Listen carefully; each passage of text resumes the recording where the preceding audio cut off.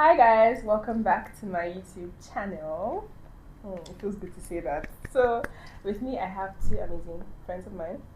I love them very much. On my right I have Kelvin, called Minister Co. Thank you for being here. Thank you for having me. Okay. And on my left I have the pretty damsel in person of Esther. Her YouTube channel is Hadassah Credence. So I'm actually going to leave the link to their IG, YouTube page in my description box. Yeah, description.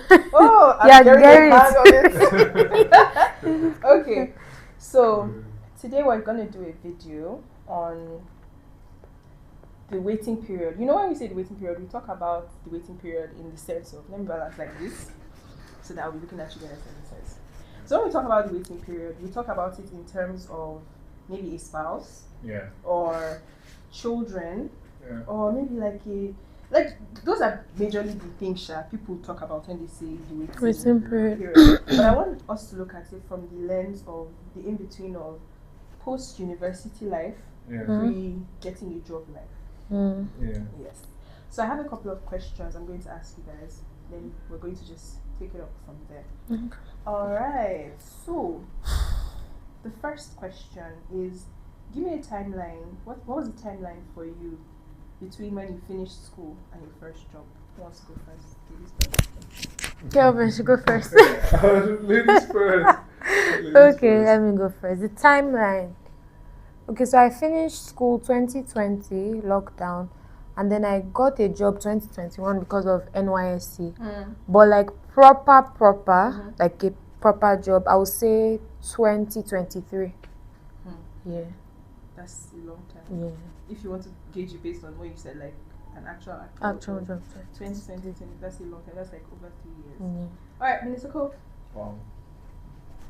Okay, so I finished from university in 2022.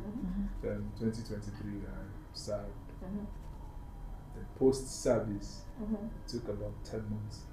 Wow. Yeah, so 10 months. So yeah.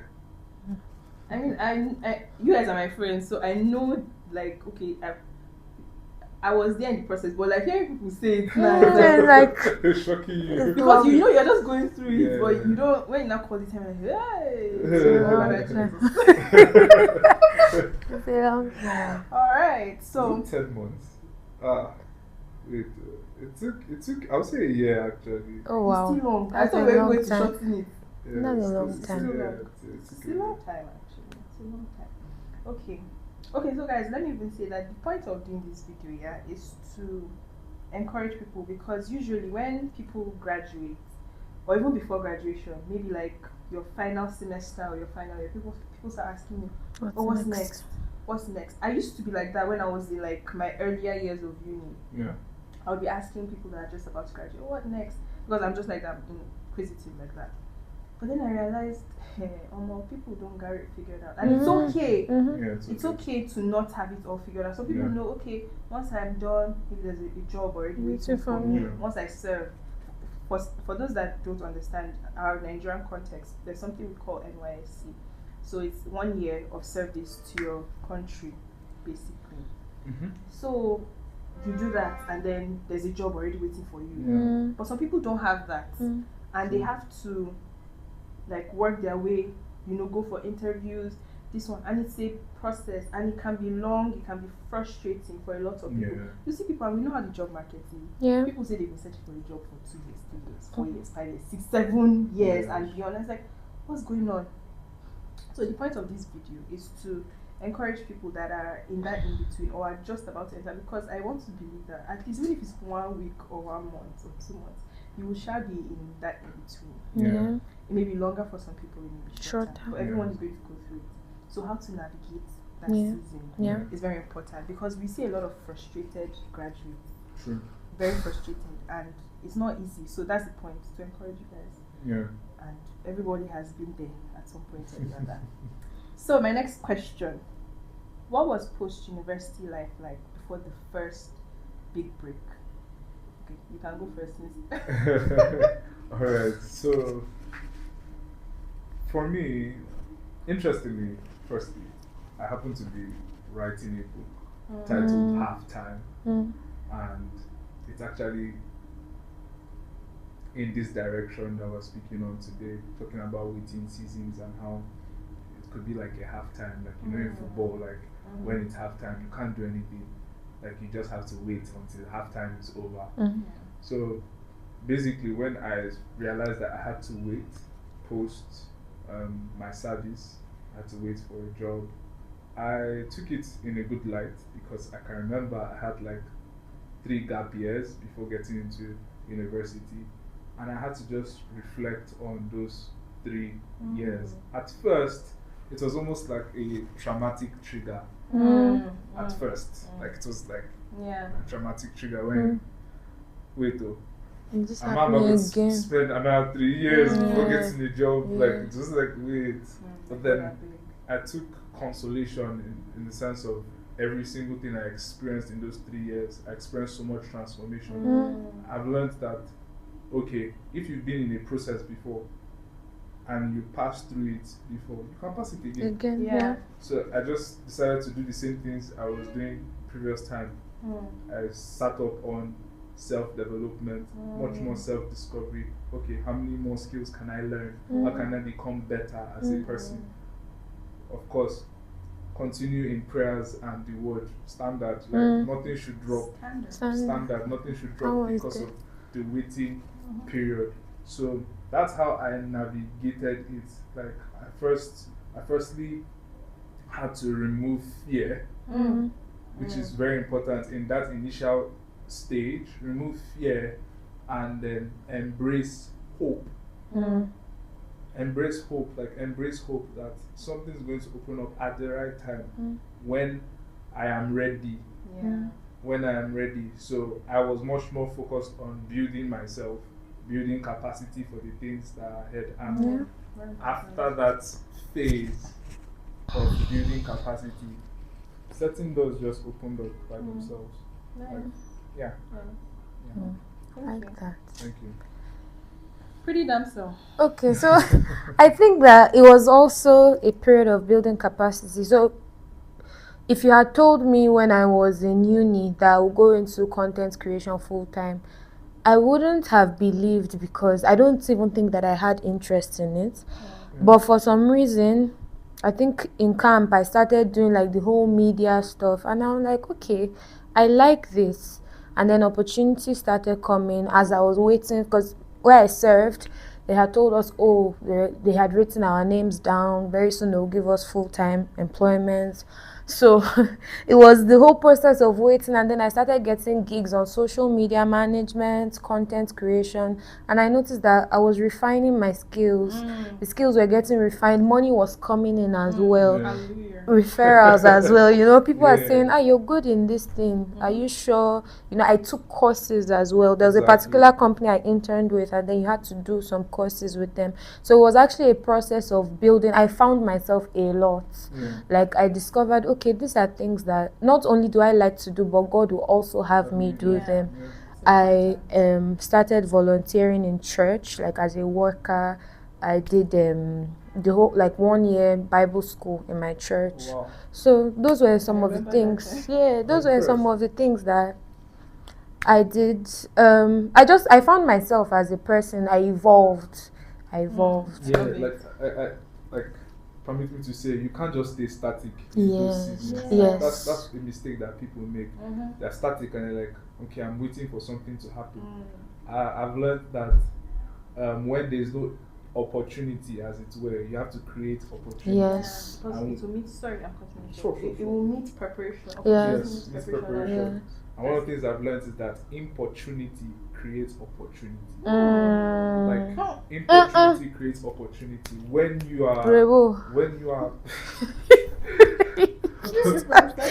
sorry. When you choose to be restless where you are, something must definitely open. It might not be directly from a place. One of the things I also learned in that season is that trust no man. The hands of men will fail. True. And sometimes God allows it. Yes, God that's it. just like, it. God allows it just to show you that he's in charge of your life. Very important. Not your connections, not the people that you know. And when you notice that when that big break came, it wasn't particularly from a connection as it were. It just came at the time that you were now prepared for what's next. And I think that's important because, especially in Nigeria, that everything is, they always say connection. Yeah, who do you know? You already in your mind are preparing. Who do I need to talk to? Who can someone in my family maybe talk to so that they can refer me? You know, I start thinking like that. And I mean, if you have the grace or the gift of men, or you know, just you're blessed in that regard, amazing, good for you. But if you don't really have that, or you will not be calculating and thinking too much, you've already now, you, like you said, you're already relying on men, and you've lost sight of the fact that God, if not, you will give glory to men, and not God. And God will not share His glory. He won't. True. Exactly. Alright, guys, thank you. You're welcome. My next question, I feel like you guys have even already answered, so I don't know if I should, because you've mentioned, my question was going to be, what helped you stay sane in that period? But people have already mentioned. But you can still share something. Yeah. Okay. For me, what helped me stay sane is having the right company. Having the right company. I had people who encouraged me in that waiting period. I have a good friend of mine, Kimberly Deadsy. I just feel like mentioning. I hope she watches this. So I can remember in those seasons she always told me, Kelvin, don't be down, don't be discouraged. In fact, you'll be missing this season after it passes. And she because after that waiting season, when I got busy with work and everything, I began to miss the seasons that I was waiting. When I had my time. And I had another friend as well, Toby Adelaja, a good brother of mine, who I could mention other names too. I just feel like mentioning these two, but they were. I had company. I had good company who continued to remind me of the fact that it's okay to have hope. Also, I could see what God was doing in the lives of people around me. And you know, there's something that Apostle Aaron says, if God does something for your neighbor, it means that He's in the neighborhood. So that also helped me to just be at peace as regards, like, when it's my turn, it's my turn. And nobody can take my turn. Like, it's just that was it. And of course, as I've said before, standard prayer and the word. Like what day super important. We draw strength from the place of prayer, the place of the word. So for me, I can't even lie. I had seasons where it was like, bruh, like what's happening here? Because you need money. And like gigs were coming in, but there's something about, okay, at the end of the month, you know, so and so is coming. Gigs are not, especially because I wasn't established then, so the gigs weren't frequent. But one thing that I know that kept me sane was the presence of God. Oh my God. I remember there was a particular day, and that's why I love this song, Christ is my firm foundation. I went, and then TC, my church choir, they sang it, and it was like, somebody hold me, because like, I can't explain, but that song just ministered to me in ways that I don't know. And then God was so intentional. I would just be having a rough day, and then someone would just call me and say, God said I should tell you that He's in control, like everything is going to be okay, or they'll send me a scripture, or I don't know, like just don't worry, God is, all these type of things. Or someone will just say, Esther, can you do this job? Can you do social media management? And I'm like, you know what? God is in control. That's what kept me saying, God is in control. Truly. Thank you guys for sharing that. Because this thing you said about you will miss that season of your life. Yes. Someone was literally saying, because I'm kind of like in between, though I will soon zoom off from this, hopefully. But it's that thing of someone was telling me, enjoy it. You will long for these days. You will long for it. And what you're saying, one of my pastors, I was just having a conversation with him, and he said something along the lines of, if you feel like you're just wasting time in this period, then you're probably wasting time. Like if you feel that way, probably because there are so many things you can do with yourself. You must not have a job, like a 9 to 5 or whatever, before you know, like, you're doing something. Improve yourself, evolve, become more self-aware. Stay, like you said, word, prayer, standard. Do not forsake the gathering. Don't. Oh my God, don't. Yeah. Draw strength, because if you were not in the gathering, how will you draw strength from the song they sang? Exactly. All those little things. So I know that a lot of young people are waiting for that next big thing, the next big break, because there's that thing of you want to be independent, you want to be on your own, you want to explore life. Because maybe some people, I don't know if they were going to university from their parents' house, or some people were in, or you're in my type of school. Or you were in some kinds of universities that have restrictions. Mountains surrounding if you get it, get it. If you don't get it, so that, and so people want to experience life. And for us, it's not like you want to go and be doing any bad thing. You just want that freedom. You want that freedom. You want to be able to make decisions on your own. And because the thing is, you have to be factoring a lot of things in place when you're at home. Those type of things. True. So you want that, and life is in seasons. And that's what this is, a season. It's seasons come and go. Spring doesn't stay. Spring will give way for autumn, and autumn will give way for summer, then summer gives way for autumn, and then autumn winter. So it's a phase, but we always treat it like this the final bus stop. So God, I beg now, help me, and that sort of thing.